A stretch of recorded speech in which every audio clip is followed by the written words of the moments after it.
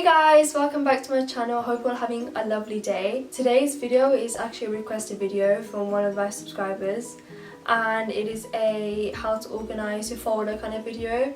I actually organize a lot of folders, so I kind of have an idea of what to put in a folder and how to lay everything out.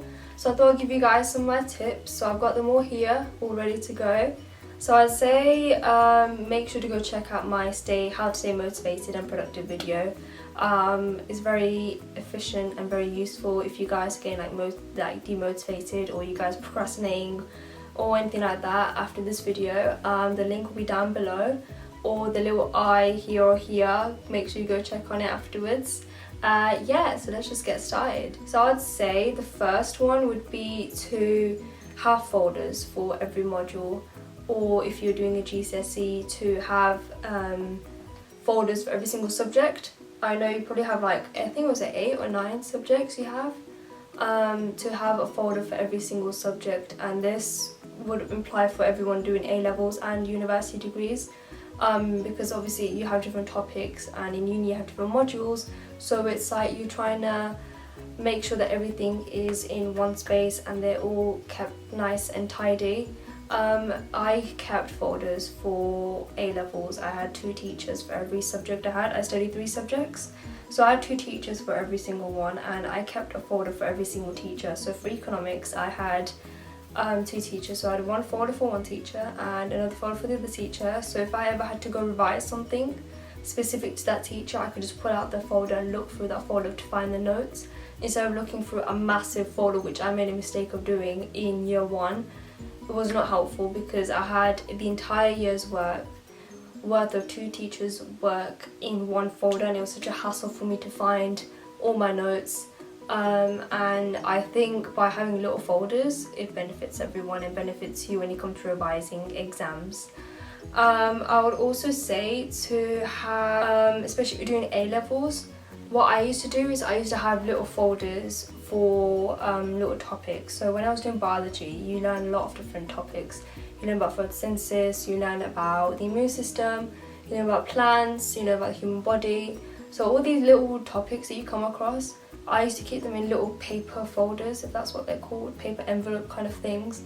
I keep all my topic work in there, so I know that if I'm going to revise the immune system, I just pick out the little folder, and I know that everything to do with the immune system is going to be in this little folder. It's not going to be anywhere else. It's just like time management as well, because you don't want to keep looking through every single folder to find out where your work is. But even if you have it in a big folder, that's okay. Just have dividers. Dividers are very handy as well if you want to just keep everything in one folder, which is completely fine, but just try to have dividers between every single topic. I would do that as well, but I used to just have different little folders for every single module, or different topics for biology. But every single way it's okay with you. I'd say to keep all the folders in one place. Now there's no point in having folders in your cupboard or underneath your bed, and on the table or on the floor. You need to keep all your folders in one place. It's a bit of common sense as well, because obviously you don't want to keep looking everywhere for your work when it should all be in one place. I keep all my work in one specific area in my room.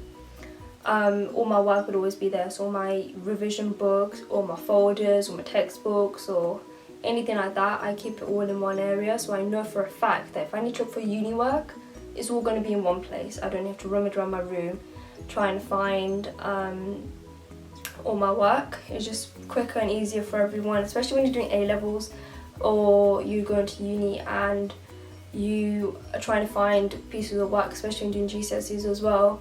You don't want to keep rummaging through a lot of notes trying to figure out where your work is, or trying to rummage around your room like, where are my notes, I've got a test coming up but I can't find my notes.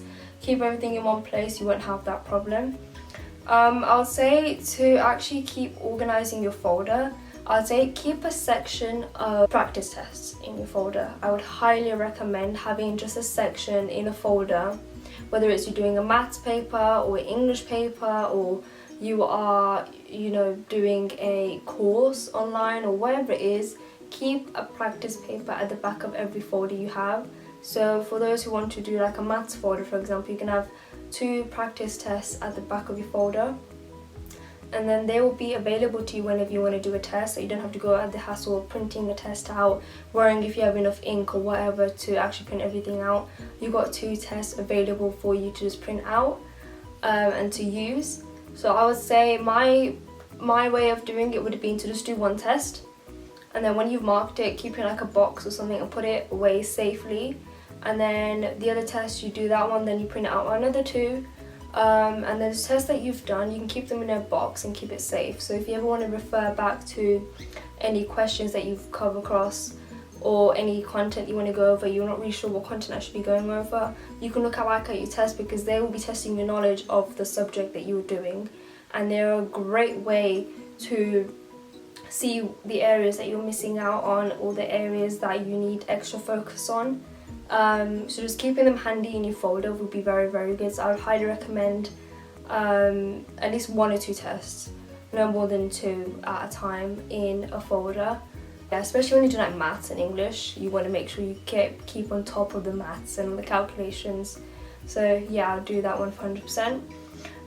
For those who actually work with a lot of colour like me, it would be good to actually work around implementing colour into your work. So if you're doing posters or if you're doing key terms and definitions, you can highlight them in a different colour if it makes it more memorable to you.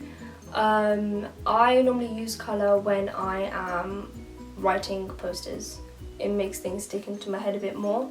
You can always organise your folder in terms of colour. So if you're doing biology, for example, you're going to have different topics. You're going to have like I said before, photosynthesis, immune system, body, cells, or whatever it is. You can tailor each section of your folder towards that like topic. So for example, if you've got photosynthesis, you can have a green divider for photosynthesis. I know it's not that much, but it kind of brings a bit of colour and it makes it seem a bit more exciting to actually revise. I know if you're just looking at it like you're just staring at a blank piece of paper or a paper full of words, it can be too much a thing to do at times. I can't do that. I have to be able to break it down into little notes, key terms. I know there's people out there who actually work more visually, and there are people who revise work better by just going over key terms and saying them out loud and everything. Everyone's got a different learning type. But I would say if you want to make it a bit easier for you to revise, you can use colour. You can always have like a key at the front of your folder. So you can go over topics that you've done, and you can put like a green tick next to the topics that you're comfortable with, completely done with. Yellow being like you need to just go over it. Red being like you are completely stuck on the subject and you need to go ahead and revise more on it. So you could do that once. Another one I did as well. I used to just do that a little dot next to each one of the corresponding colour, and that really helped me. So I think that might help you guys too if you haven't done that. I would say that you want to ask your teachers and lecturers, so depending upon where you are, like GCSEs, or if you're doing A-levels, or if you are at uni, I would say make sure you go ask your teachers a lot of questions. It really does help. Like I remember going at A-levels and like GCSEs, I used to ask my teacher so much help.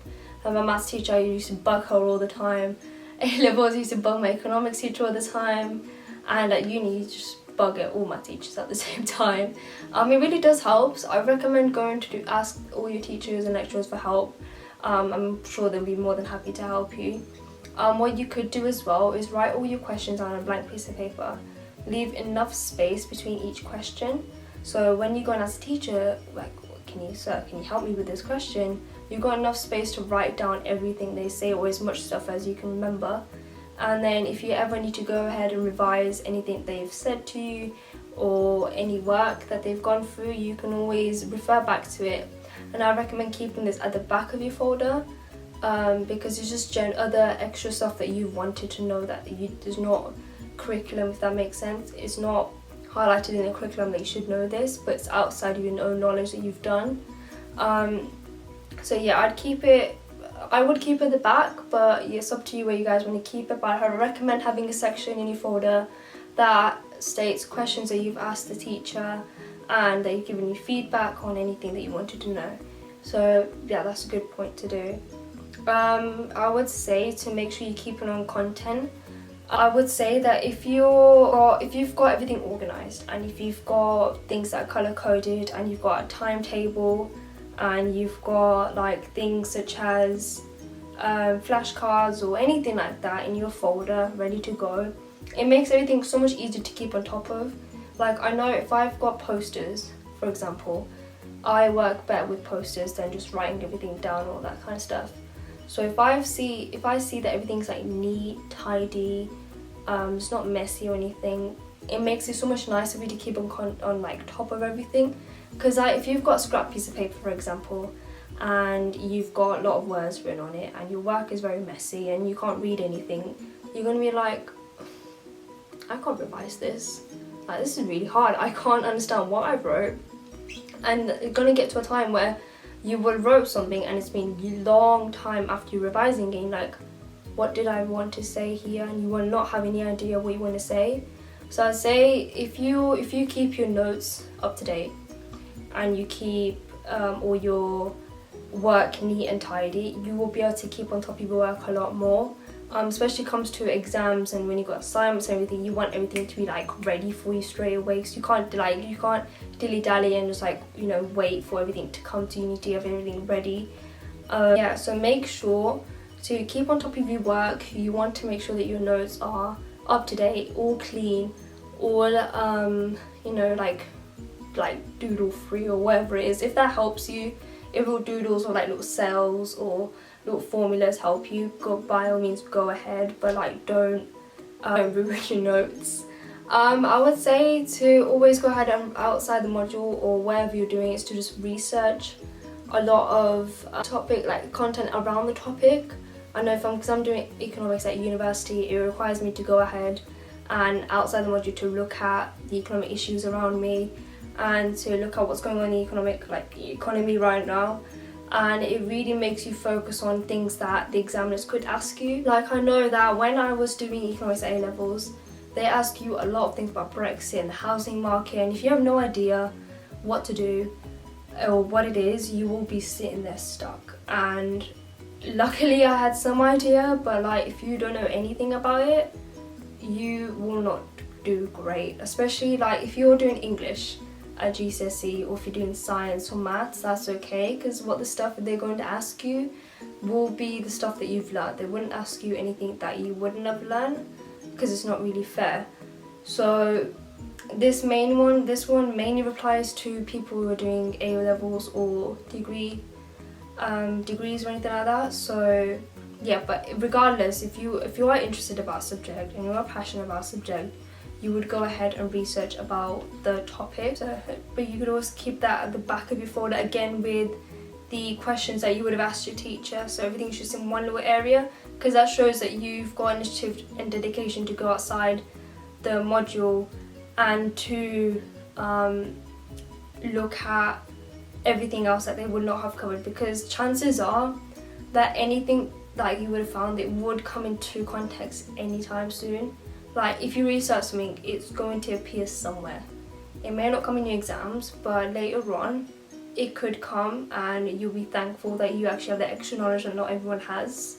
So yeah, I would do that 100%. Another one would be to have a timetable for your work. Now I love timetables. I always have a timetable for every single day, or when I'm doing like assignments or exams and I have loads of deadlines and I'm trying to figure out, okay, when should I do the work, and when should I have a break, and when should I, you know, be focusing on little research things I should be doing.